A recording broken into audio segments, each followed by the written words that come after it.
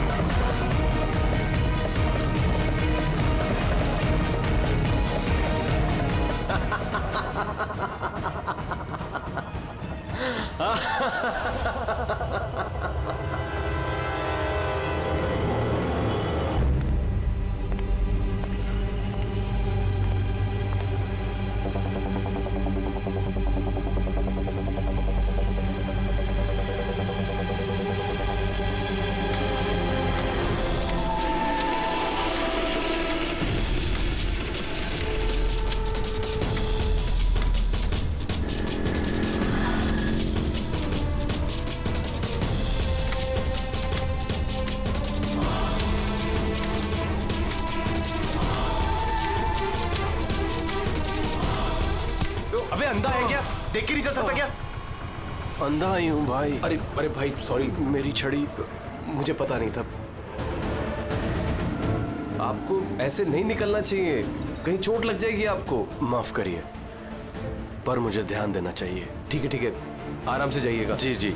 आप चले जाएंगे या मैं छोड़ के आऊं? नहीं नहीं, मैं चला जाऊंगा। ठीक है, थैंक यू।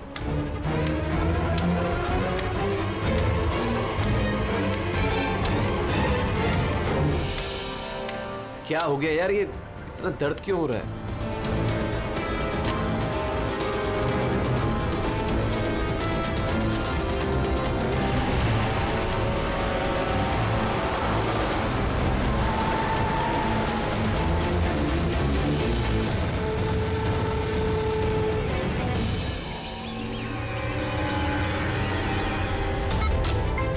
कुछ नहीं होगा रमन, तुम्हें कुछ नहीं होगा। होल्ड ऑन रमन, पैर पकड़ो। डॉक्टर इंजेक्शन, जल्दी फास्ट, क्विकली। डॉक्टर इंजेक्शन दो जल्दी।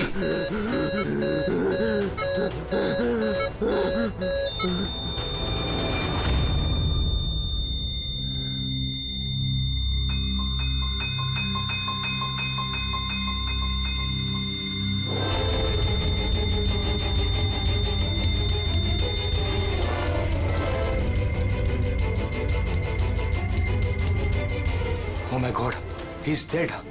और इनकी मौत नेचुरल भी नहीं है। अब क्या? I know Priya, it's a murder. और मैंने डॉक्टर सालुंके को इस केस के बारे में सब कुछ पहले से बता दिया था। अब तक तो उन्होंने फाइंड आउट कर भी लिया होगा कि रमन की मौत की वजह क्या होगी। जहर? रमन की मौत जहर से हुई है? हाँ बस, बहुत खतरनाक जहर है ये। पहले इंसान के दिमाग पर असर करता है। पहले डिलेरियम, फोटोफोबिया, एमनेशिया। उसके बाद ये जहर इंसान के बाकी के अंगों पर असर करता है। बाकी के अंग धीरे धीरे काम करना बंद कर देते हैं और इंसान की मौत हो जाती है। सर साहब, इसका कोई एंटीडोट तो होगा ना? हर जहर का एंटीडोट होता है फ्रेडी, लेकिन उसके लिए हमें उस जहर के बारे में पूरी जानकारी होनी चाहिए। बस ये जहर आसानी से पकड़ में नहीं आता है। मुझे भी बहुत सारे टेस्ट करने पड़े इसे ढूंढने के लिए। सर, जहर दे के मारना एक अलग बात है, और ऐसा जहर देना जिससे इस तरह तड़प तड़प के मरे, ये जरा चौंकाने वाली बात नहीं लगती? लेकिन ये जो भी कोई है, ऐसी नफरत करता था रमन के साथ कि उसने उसे ऐसी खतरनाक मौत दे दी। समझ में नहीं आता कौन हो सकता है ये, कौन होगा? कोई भी हो सकता है सर। सर रमन को जुए की लत थी। क्रिकेट, रेस कोर्स, सट्टा, हर तरह का जुआ। और इसी चक्कर में वो 5 करोड़ के कर्जे में था। 5 करोड़? 5 करोड़? हाँ सर, उसको धमकी भरे मैसेजेस भी आए थे। उसके फोन रिकॉर्ड्स में ऐसे कई सारे मैसेजेस हैं जो उसको बुकीज और सट्टेबाजों ने भेजे। ये देखिए सर, हो सकता है इन्हीं में से किसी की धमकी सच साबित हो गई होगी। पता नहीं, पर जिस तरह से इसको मारा है सर, लगता तो नहीं है किसी बुकी का काम है। फिर भी इन्हें बुलाना तो पड़ेगा, शायद कुछ पता चल जाए। हाँ। Hello ACP Pradyuman. अच्छा ठीक है।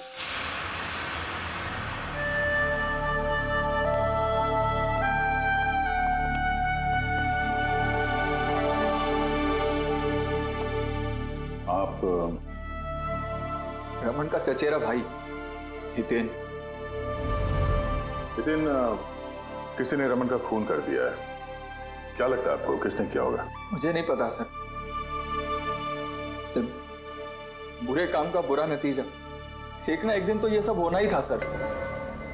हम किसने किया, कैसे किया, ये तो नहीं पता सर। लेकिन इतने सारे लोगों से दुश्मनी, इतने सारे लोगों का कर्जा, उन्हीं में से किसी ने अच्छा, आपके अलावा परिवार में इनका और कौन? माँ है इसकी, लेकिन अब वो कहाँ पर है ये मुझे नहीं पता। ठीक है हितेन, हमारी इन्वेस्टिगेशन अभी चल रही है, तो बॉडी अभी यहीं रहेगी हमारे पास। आप अपना कॉन्टैक्ट नंबर वहाँ लिखवा दीजिएगा, जरूरत पड़ेगी तो आपको तकलीफ देंगे। जी सर।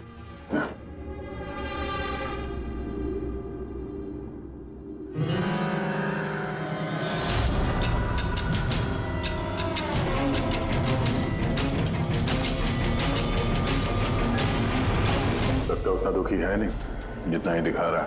हाँ, बॉडी ले जाने की जल्दी नहीं थी, जैसे ही बोला जाओ तो निकल गया। कोई पूछताछ नहीं कब मिलेगी बॉडी। गड़बड़ है, गड़बड़ है ये हितेन, बड़ी गड़बड़ है। ऐसे लग रहा था जिसे ये बात पक्की करने आया था कि रमन मरा है या नहीं। नजर रखो उस पर। रमन, रमन बेटा, रमन क्या हुआ बेटा? रमन। मैम, आप बेटा मेरा रमन, माँ मैं इसकी वसुंधरा। बेटा क्या हुआ? मैं तो तेरा इंतजार करती रही कि तू आएगा और मुझे घर ले जाएगा एक दिन, पर तू तो इतना दूर चला गया बेटा। रमन, तो आप अपने बेटे रमन के साथ नहीं रहती थी? जी नहीं सर। आप? सर मेरा नाम मदन है। भगवान, मुझे क्यों बिठा रखा यहाँ पे? उठा लेता मुझे ही। संभालो अपने आप को। और कितना रोग इस नालायक के लिए। इसको अपनी करनी की सजा मिली है। नहीं बेटा, ऐसा मत कहो। चाहे जैसा भी था, बेटा था मेरा। क्यों, ऐसा क्या किया था इसने इनके साथ? इन्हें अपने ही घर से बाहर निकाल दिया, सड़क पर छोड़ दिया अकेले। ऐसा क्यों? बोला माँ बहुत कर्जा है, घर बेचना पड़ेगा और मेरा खर्चा भी नहीं उठा सकता, इसीलिए मुझे छोड़ दिया। और फिर क्या करती सर, ठीक से दिखाई नहीं देता। कहाँ जाती मैं? पड़ी रही फुटपाथ पे, भूखी प्यासी, बेघर बेसहारा। फिर शायद भगवान को दया आ गई और उसने उस फरिश्ते को भेज दिया। उसका चेहरा तो नहीं देखा मैंने, लेकिन उसने मुझे अपने साथ चलने के लिए कहा और मैं चली गई। एक बड़ा आदमी मुझे इसके पास ले गया। सर दरअसल मेरी एक संस्था है, संयुक्त वृद्धाश्रम। हम वहाँ पर कोशिश करते हैं कि इन जैसे बुजुर्गों को घर जैसा प्यार और सम्मान मिल सके। माँ जी मुझे वृद्धाश्रम के गेट पर मिली थी एक चिट्ठी के साथ, जिसमें लिखा था कि इनका ख्याल रखना। बस उसी दिन से संयुक्त वृद्धाश्रम इनका घर बन गया। आज सुबह लैंडलाइन पे फोन आया कि इनके बेटे की मौत हो गई है। बस इनसे रहा ही नहीं गया। माँ है ना। मेरी आपसे विनती है, इसके कातिलों को छोड़ना मत सर। जरूर सजा दिलवाना सर, जरूर सजा दिलवाना। देखिए माँ जी, मैं आपसे वादा करता हूँ, हम रमन के कातिल को नहीं छोड़ेंगे, उसे कड़ी से कड़ी सजा दिलवाएंगे। आप प्लीज चिंता मत कीजिए। थोड़ा ख्याल रखिए अपना।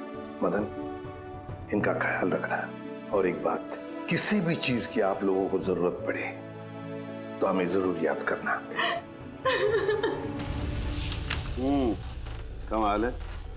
तारिका, हॉस्पिटल के डॉक्टर्स की रिपोर्ट के हिसाब से इसकी जांघ पर ये जो निशान है ना, ये या तो किसी एलर्जी का है या फिर किसी जहरीले कीड़े मकोड़े के डंक का निशान है।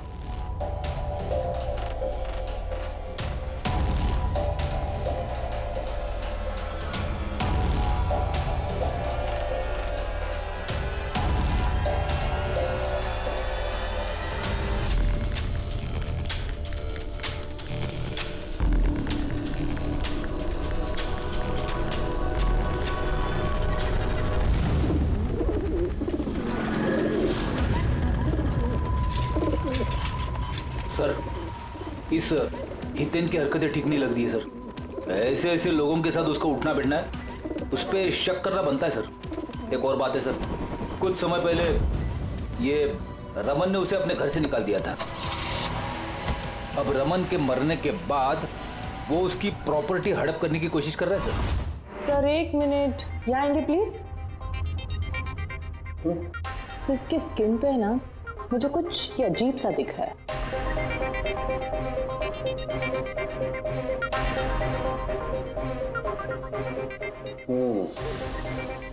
तारिका, ये जो अजीब सी चीज है ना, दरअसल ये पैराफिन है। पैराफिन? मोम। अरे तो इसका मतलब वो जहर इसके थाई में नहीं इंजेक्ट किया गया? किया गया। वो जहर इसकी थाई में ही इंजेक्ट किया। तो फिर ये मोम कहाँ से आया? मोम कहाँ से आया? तारिका, यहाँ से खूनी ने जहर इंजेक्ट किया। दरअसल ये जहर मोम से, पैराफिन से कोटेड था, इसीलिए इसकी इस चमड़ी पर भी और इसके खून में भी हमें पैराफिन मिला है। क्योंकि खूनी नहीं चाहता था कि ये जहर तुरंत इसके शरीर में जाकर के असर दिखाए, इसलिए उसने इसे कोट कर दिया। और ये जो जहर है, एस्कोमाइन, ये एक बायो पॉइजन है, जैविक जहर। खूनी ने इसे मोम से कोट किया, इसके शरीर में इंजेक्ट किया और फिर इसके शरीर की गर्मी से मोम पिघलने लगा और वो जहर इसके खून में मिलकर के अपना असर दिखाने लगा। मतलब ये जहर किसी लिक्विड फॉर्म में नहीं बल्कि पैलेट यानी छोटी गोली के फॉर्म में इसके शरीर में डाला गया है। एग्जैक्टली।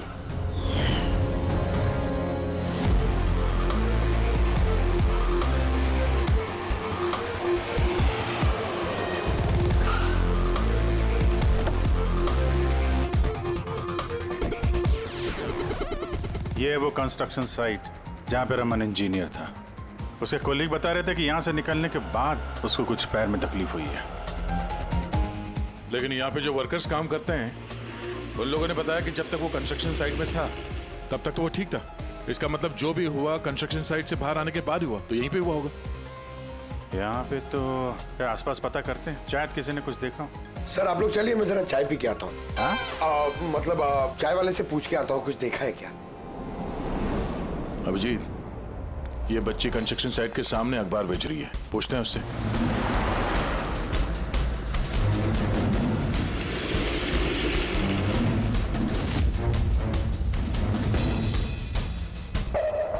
क्या नाम है बेटा आपका? चुटकी। चुटकी। अच्छा बेटा, जरा ये देखो, ये फोटो देखो ध्यान से। इनको जानती हैं, पहचानती हैं? हाँ, ये अंकल तो हमेशा मुझसे अखबार खरीदते थे, पर 3 दिन से ये नहीं आए। तो 3 दिन पहले आपने इस अंकल को यहाँ पे देखा था? हाँ, एक आदमी के साथ ये टकरा गए थे, इनको चोट भी लगी थी। वो आदमी बहुत अजीब था। अजीब मतलब? अबे अंधा है क्या? देख के नहीं चल सकता क्या? अंधा ही हूँ भाई।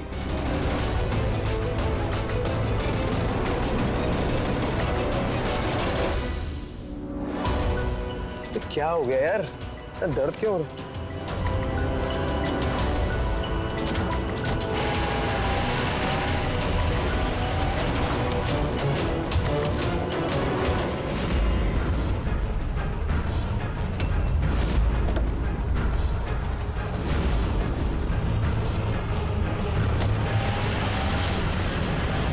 तो अंधा नहीं था और उसी ने हमला किया रमन पे। अच्छा बेटा, आप वो जो अंकल थे उनको पहचान सकते हो? देखा था आपने उनको ठीक से? नहीं। अच्छा, वो कार का नंबर देखा आपने? नहीं अंकल, वो अंकल को कार चलाते देख मैं एकदम चौंक गई थी, इसलिए कार का नंबर याद नहीं है। पर क्या बात है अंकल, इंजीनियर अंकल ठीक तो है ना? नहीं बेटा, उन्हें कुछ नहीं हुआ। वो अभी किसी दूसरे कंस्ट्रक्शन साइट पे चले गए, अब वो यहाँ पर नहीं आएंगे। Thank you. आप इस समय अखबार बेच रही हो, स्कूल नहीं जाती आप?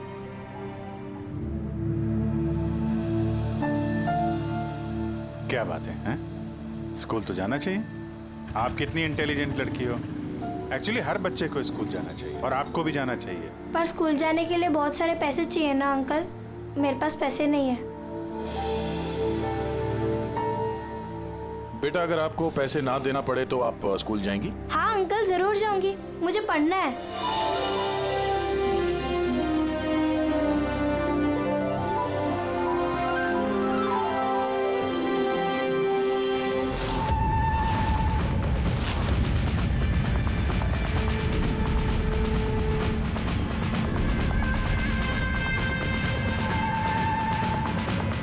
समीर, अब तुम्हारी बारी। हाँ बोलो। हाँ यार, तुम्हें एक बार में समझ में नहीं आता है। देखो, मैंने तुम्हें पहले भी कह दिया है कि तुम कुछ भी कर लो, मैं इस खंडहर के लिए एक कौड़ी भी खर्च नहीं करने वाला।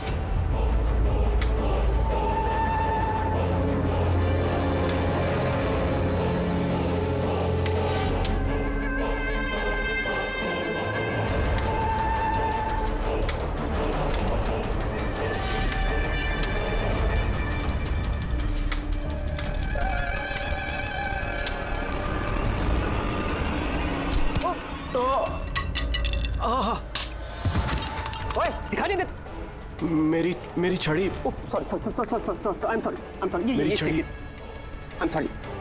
सॉरी। अब आपको कहीं लगी तो नहीं? आप ठीक है ना? मैं आपको कहीं ड्रॉप कर दूं? नहीं नहीं, मैं ठीक हूँ, मैं चला जाऊंगा। आप ठीक है ना? नहीं, I'm okay। आप संभाल के जाइए। हाँ जी, आप संभाल के जाइए। Okay, thank you.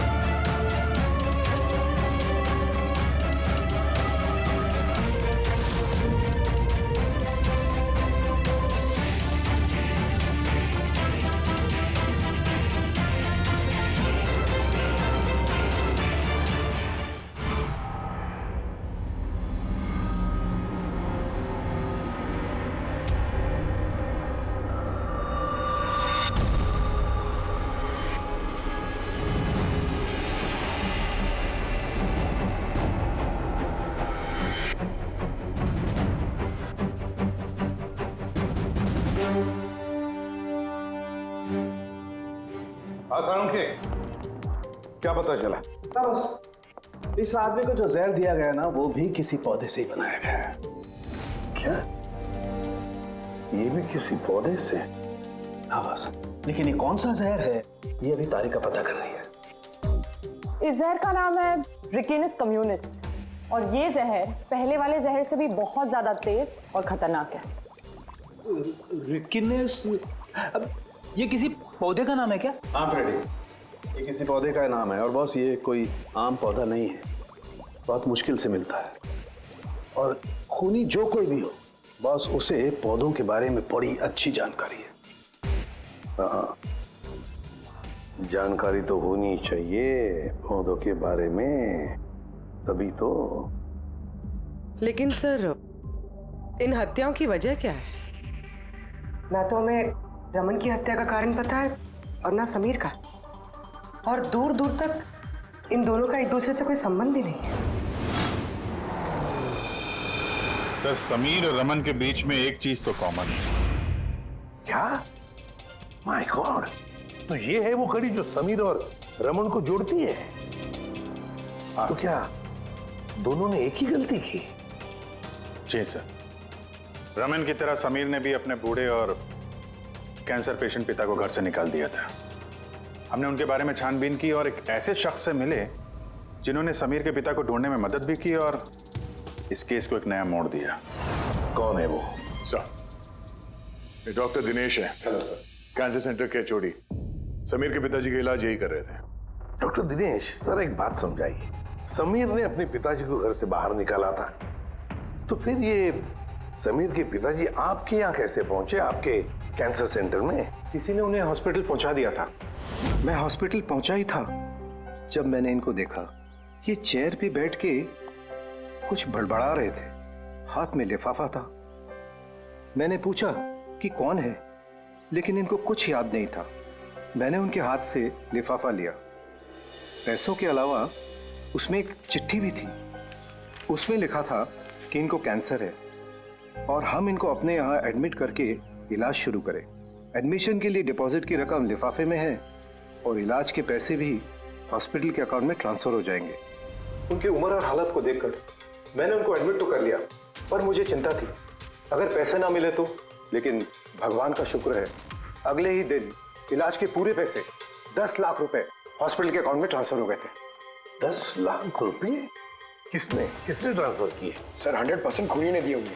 Sir, bank detail से पता चल जाएगा। पता चल गया। एक्चुअली पैसे समीर की वाइफ रत्ना ने दिए थे सर।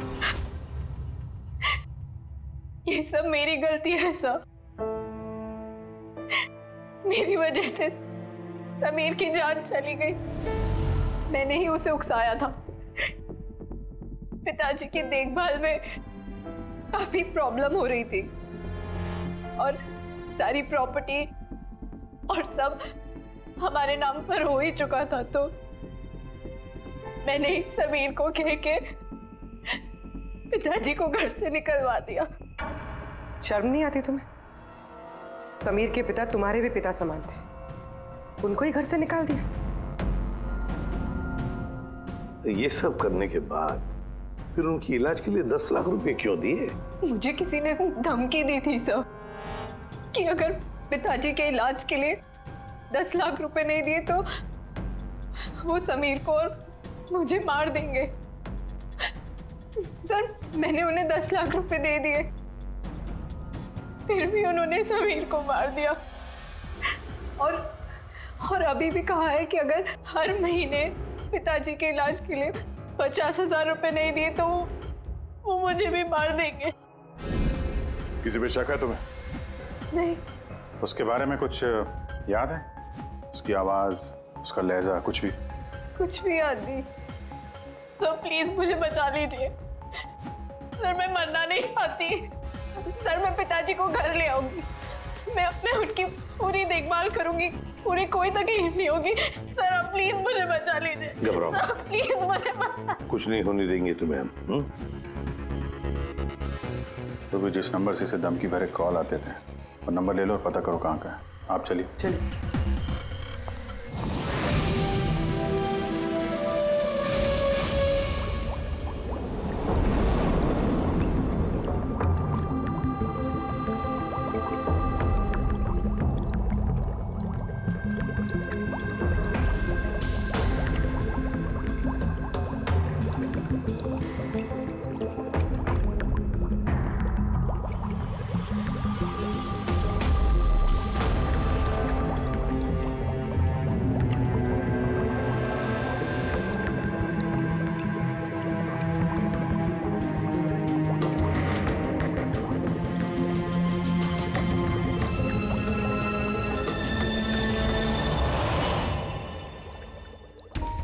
सर, हमने इतने सारे एंटीडोट्स बना लिए, लेकिन इसकी क्या गारंटी है कि खूनी इन्हीं में से किसी जहर का इस्तेमाल करेगा?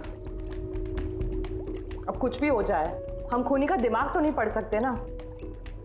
तुम्हारी बात बिल्कुल ठीक है तारिका, लेकिन एक बात समझो, खूनी इन पौधों का जहर निकाल करके इस्तेमाल कर रहा है, इन पौधों का, पहले से भी ज्यादा तेज हर बार।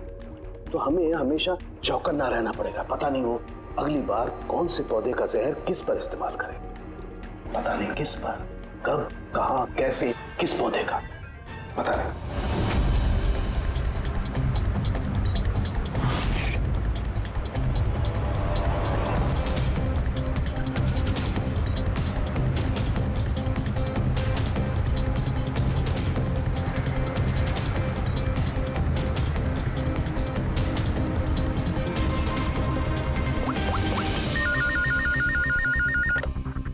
हेलो।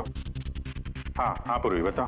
सर वो फोन बूथ जहाँ से कातिल ने रत्ना को धमकी भरे कॉल्स किए थे, वो ये भाईंदर रेलवे स्टेशन के पास है। Bhayandar railway station? वहां तो बहुत भीड़ भाड़ रहती है। जाहिर सी बात है उसने ब्लाइंड मैन के भेस में तो किया नहीं होगा। बड़ा मुश्किल है पता लगाना। सर किसी को कुछ पता तो नहीं है, लेकिन एक खास बात यह है कि ये कॉल्स सुबह 11 से 12 के बीच किए गए हैं और रेलवे स्टेशन के पास एक बस स्टैंड भी है जहाँ से बस जाती है पुणे। बस स्टैंड भी पास में ही है, तो ट्रेन से भी जा सकता है और बस से भी। चलो कोई बात नहीं, देखते हैं। भाईंदर, इसका मतलब कि खूनी मुंबई से ही है और सिर्फ समीर का खून करने के लिए पुणे गया था। तो पुणे वो ट्रेन से गया होगा या फिर बस से या फिर कोई प्राइवेट गाड़ी या फिर खुद की गाड़ी से। वही तो सर, खूनी को पता था कि हम लोग रत्ना तक पहुंच जाएंगे और ये कॉल वाली बात खुलेगी, इसलिए वो हमें गुमराह कर रहा है सर।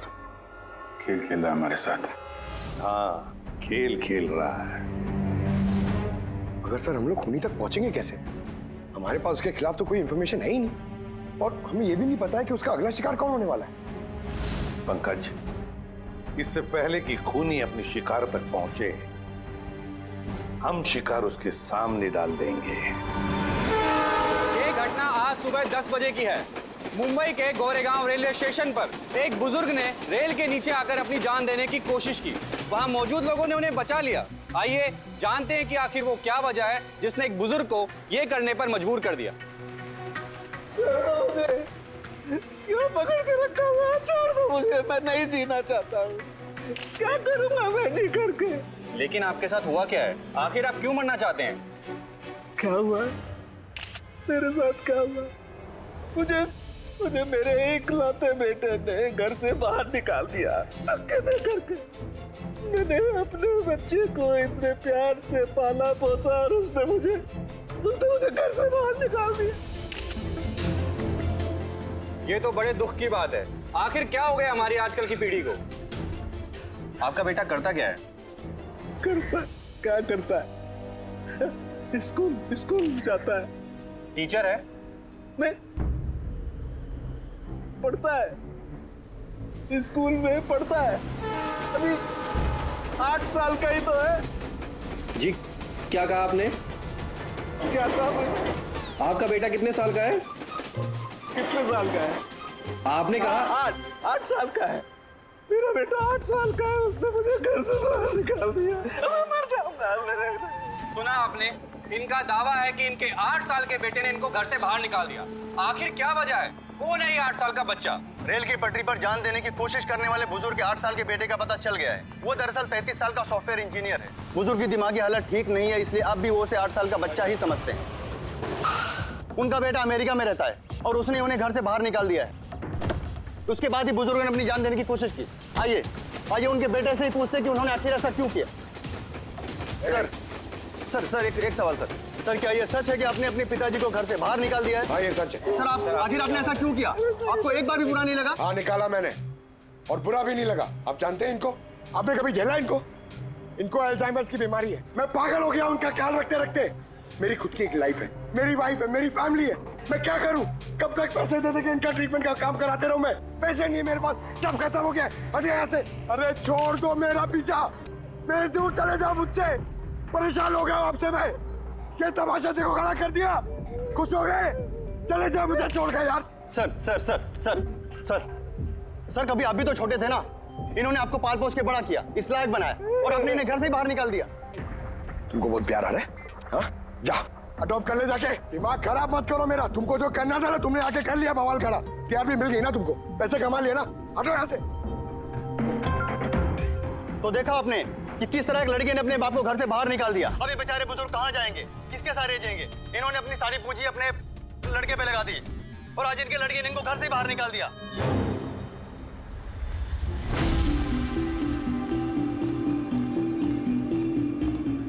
बड़े बच्चे गुब्बारे गुब्बारे ले लो जल्दी, गुब्बारे वाला गुब्बारे ले लो। अरे बेटा गुब्बारे गुब्बारे गुब्बारे ले लो, गुब्बारे वाला गुब्बारे ले लो, गुब्बारे गुब्बारे ले लो, गुब्बारे गुब्बारे ले लो बेटा, गुब्बारे गुब्बारे ले लो, गुब्बारे गुब्बारे वाला गुब्बारे गुब्बारे ले लो।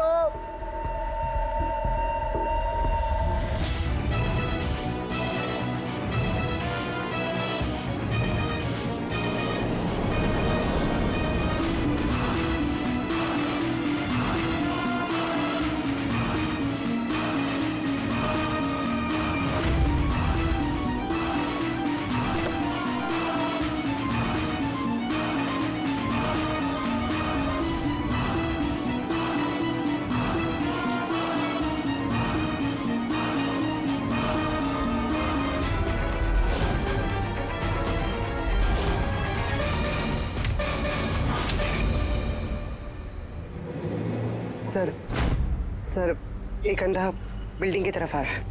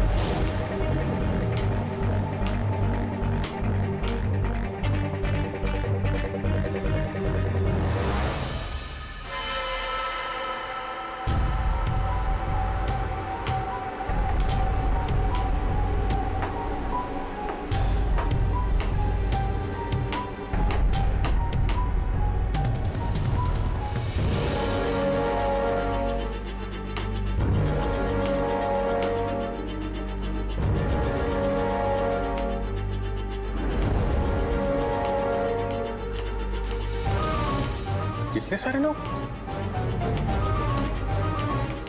सर इतने सारे अंधे एक साथ? हमने तो एक सोचा था, यहाँ तो 8-10 निकले। लगता है ये कोई चाल है। आप लोगों को जाना कहाँ है? एक मिनट आप लोग रुकिए। एक मिनट, यहाँ कैसे आ गए आप लोग? आइए। ये आप सब कहाँ हैं आप लोग? यहाँ क्या बात है? क्या हुआ? यहाँ आंखों का फ्री चेकअप होने वाला है। संपत है आप? संपत? उसने ही बुलाया था हम लोगों को। देखिए यहाँ पे ऐसा कोई शिविर नहीं है। कौन संपत कौन है? किसने बुलाया आपको? उसने ही तो बुलाया था यहाँ।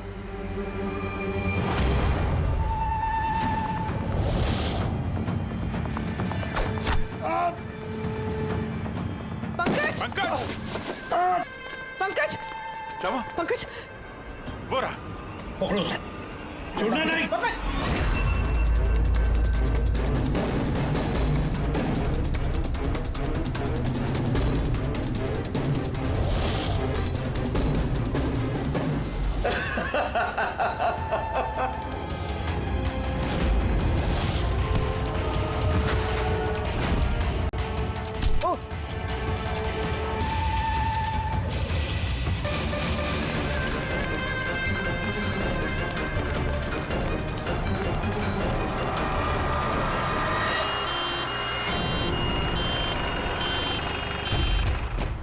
आजा, जल्दी आजा।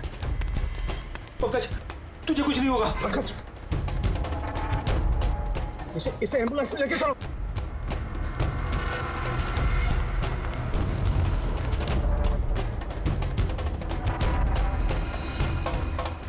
पंकज पंकज तुझे कुछ नहीं होगा। पंकज तारिका ये लो, इससे जहर का पता करो।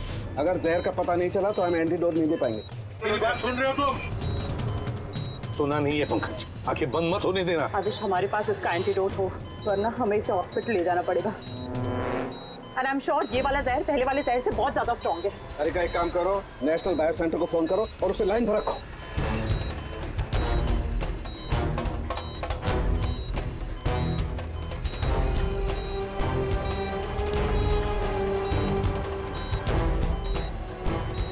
Pankaj, don't worry, Pankaj.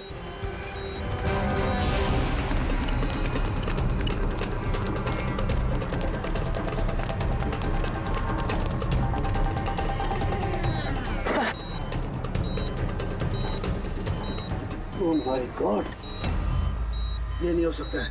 और सूत्र तो जहर ही बदल दिया। लेकिन सर हमारे पास इतने सारे एंटीडोट्स हैं, कोई ना कोई तो काम करेगा ना। कोई काम नहीं करेगा बॉस, ये पौधे का जहर ही नहीं है, उसने जहर बिल्कुल बदल दिया है। अब क्या होगा सौरभ? करना कुछ यार। पंकज कीप ब्रीदिंग, सब ठीक हो जाएगा। हाँ